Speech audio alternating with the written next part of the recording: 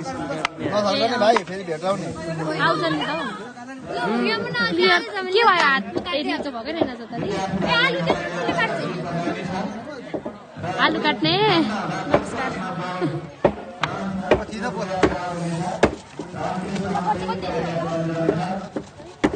को बोल्दैछ यस्तो यो गेमको लागि हाम्रो सुरेश च्याङ्गो राई र रुजौँ न उ तल भन्दा नि के जाने एकैछिन सुरेश च्याङ्गो भाइको टिम र यहाँ अभिषेक ढुङ्गाने ए लु लु लु आइज हाम्रो त यो चाहिँ किराले खाएको छ मैले 50 नै दिन्छु लान सक्नुहुन्छ रोजी तपाईहरुलाई डिस्काउन्ट पनि छ 5 रुपैयाँ ए बेच्न पो आउनु भएको यसलाई 200 रुपैयाँ यो त 500 पर्छ होला हौ यति हाल्छ